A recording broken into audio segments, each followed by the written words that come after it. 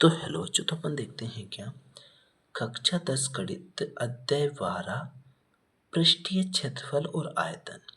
प्रश्नावली अपने पास 12.1 का छठा सवाल है। दवा का है कैप्सूल है बेलन के आकार का है।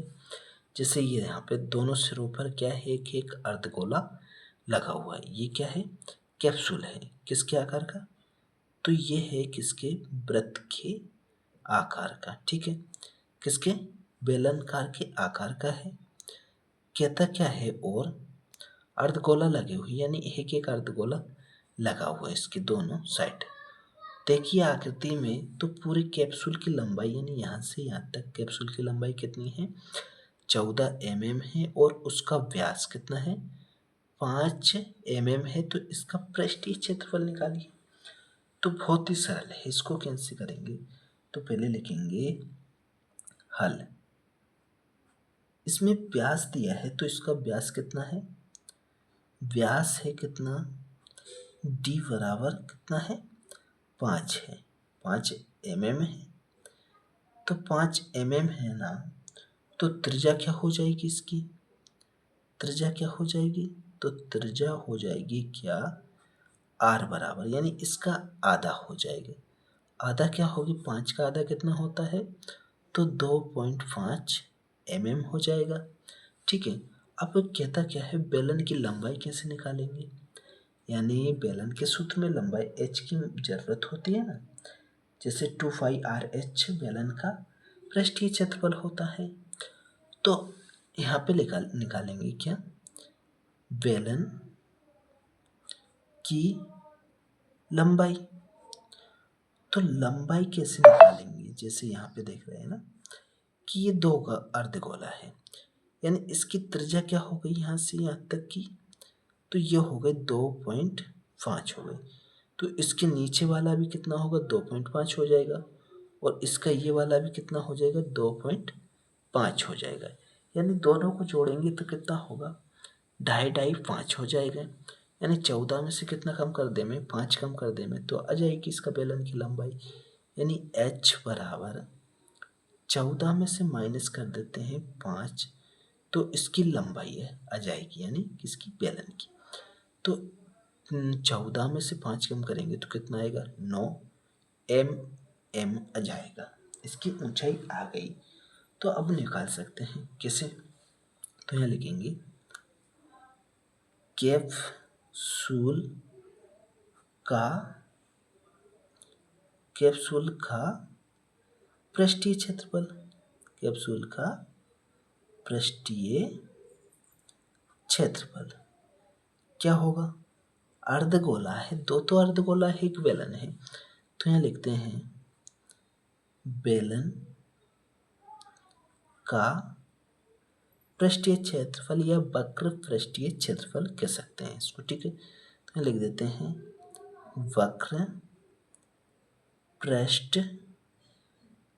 पृष्ठीय या पृष्ठ क्षेत्रफल। ठीक है, तो ये क्षेत्रफल हो जाएगा प्लस हो जाएगा अर्धगोले। अर्धगोला कितना है, इसमें 2 है, तो 2 इंटू करेंगे अर्धगोले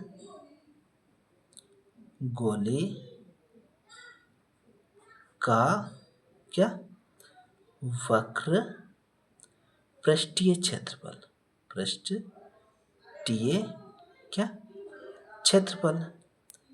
तो यहाँ पे देखते हैं क्या कि बेलन का वक्र पृष्ठीय क्षेत्रफल क्या होता है, तो वो होता है क्या, 2πr(h) होता है, प्लस 2 पहले से तो 2 लिखेंगे, इनटू अर्धगोले का वक्र पृष्ठीय क्षेत्रफल क्या होता है, तो वो होता है 2πr² होता है, यानी वर्ग होता है। इसमें कुछ कॉमन नजर आ रहा है क्या, तो इसमें 2πr है, इसमें 2πr है, तो यानी यहाँ पे 2πr क्या कॉमन कर लेते हैं, बचेगा क्या, इधर h बचेगा, प्लस इधर से 2πr चला गया, तो इधर क्या बचेगा, अकेला बचेगा क्या, एक 2 बचेगा, और इधर बचेगा r। ठीक है, ये बच गया।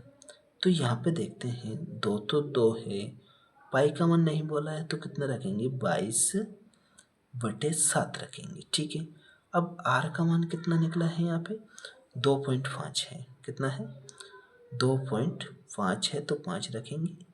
और इसकी ऊंचाई कितनी निकली है, 9 है, तो 9 रखेंगे प्लस 2, और इनटू में कितना, आर का मान कितना है, 2.5 है, तो 2.5 लिख देंगे। ठीक है, अब जो कट रहा है ना तो उसको काटेंगे।